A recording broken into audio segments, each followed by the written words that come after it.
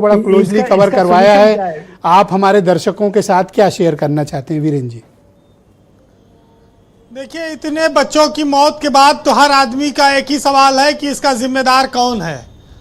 हर कोई व्यथित है, दुखी है, लेकिन सबसे बड़ी सवाल है कि मासूम बच्चों की जो असमय मौत हुई है, इसका एक दुर्घटना नहीं माना जा सकता। इसको ये व्यवस्था के लिए एक बहुत गंभीर प्रश्न है। और सकरी गलियों में, कोचिंग सेंटरों में जिस तरह से व्यवसायिक प्रतिष्ठान, होटल ये सब चल रहे हैं, ये जिम्मेदारी किसकी है? इस पर अब हर आदमी चाहता है कि कुछ कार्रवाई हो।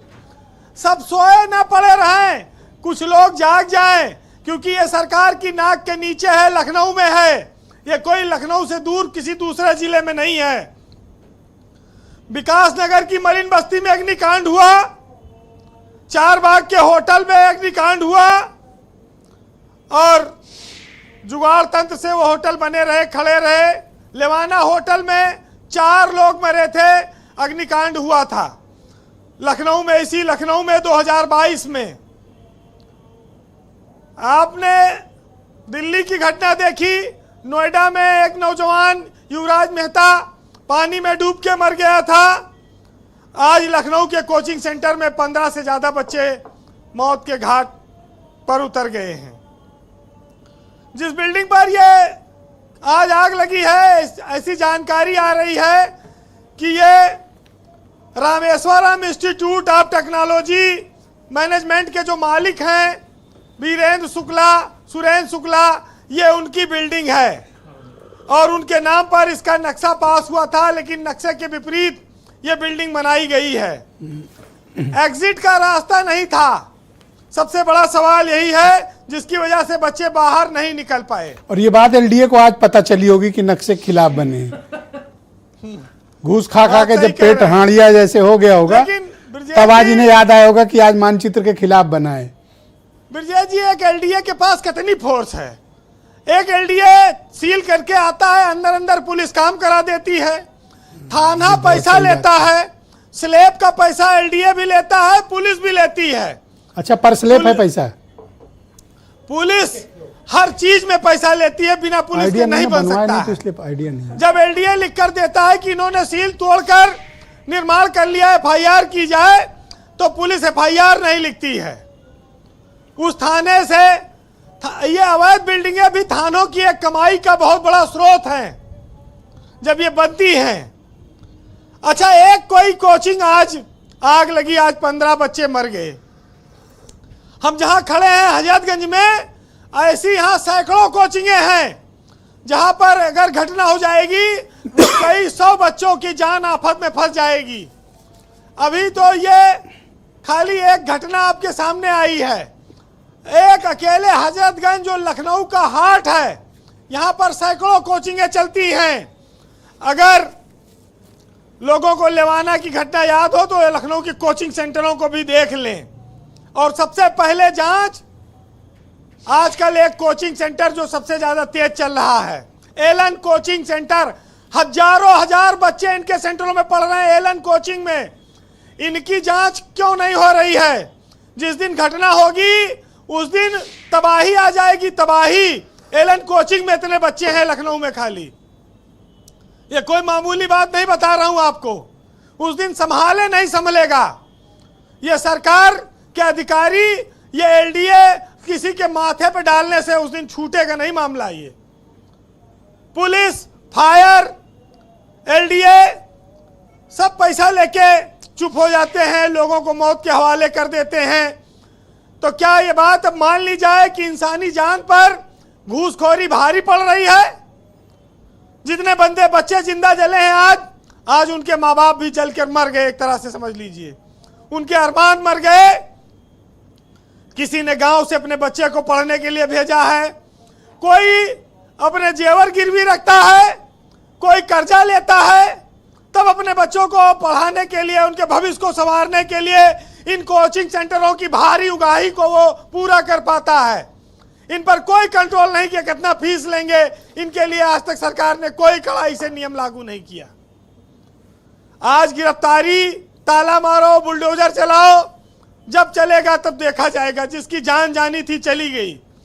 25 बच्चे में 15 मर गए।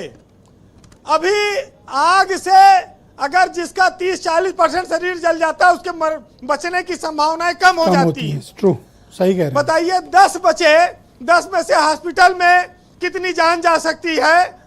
तो इसका मतलब निकल ही नहीं पाए, कोई रास्ता ही नहीं था।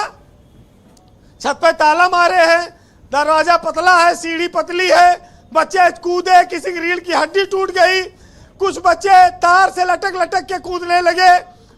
इतने छोटे मासूम बच्चे जिनकी, जो कोई 10th में पढ़ रहा है, कोई 11th में पढ़ रहा है, उसके पास कितनी समझ होगी?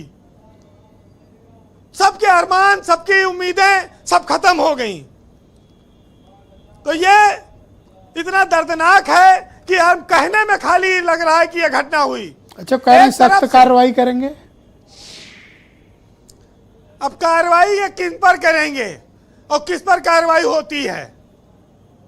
एलडीए के अधिकारियों पर, फायर के अफसरों पर, लखनऊ पुलिस के अफसरों पर, जो न तो समय पर पहुंचे और उनसे पहले तो डिप्टी सीएम ब्रजेश पाठक पहुंच गए।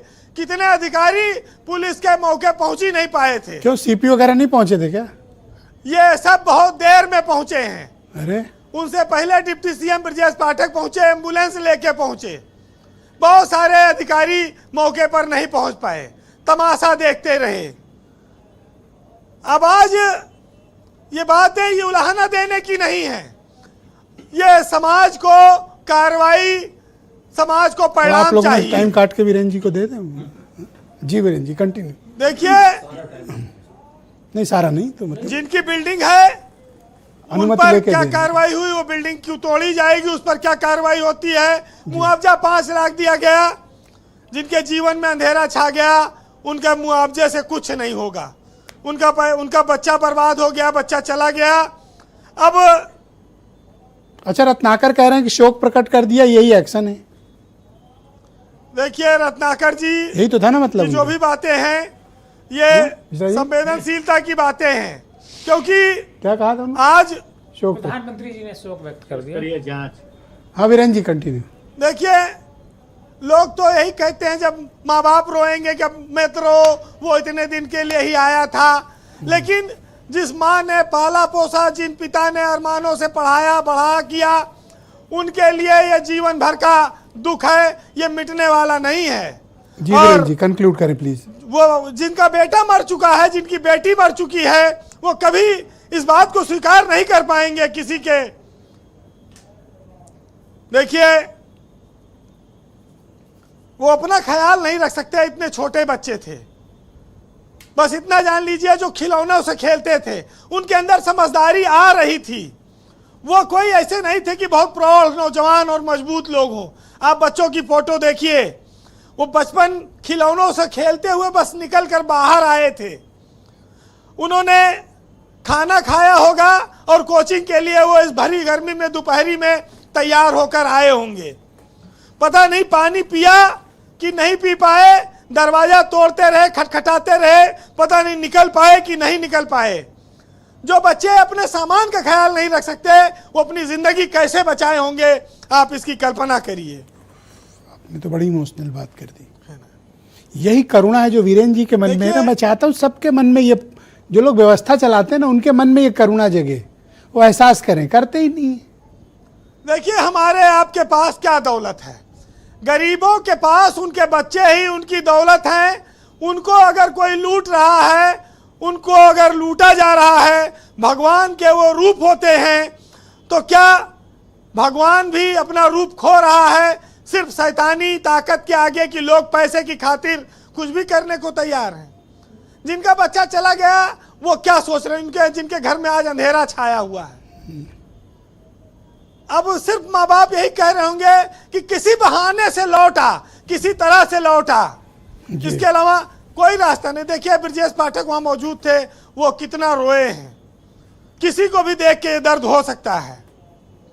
नहीं, मैं देख रहा था आपके दोनों रिपोर्टर जो ग्राउंड जीरो से रिपोर्टिंग कर रहे थे, रोते जा रहे थे, बोलते जा रहे थे, रोते जा रहे थे, बोलते जा रहे थे। एक समय तो मुझे मतलब खुद आवाज बंद करनी पड़ी। हर कोई रोया है, क्योंकि मासूम बच्चों की मौत पर कोई भी ऐसा संसार में व्यक्ति नहीं होगा जो दुखी ना हो, जिसके आंसू ना निकले।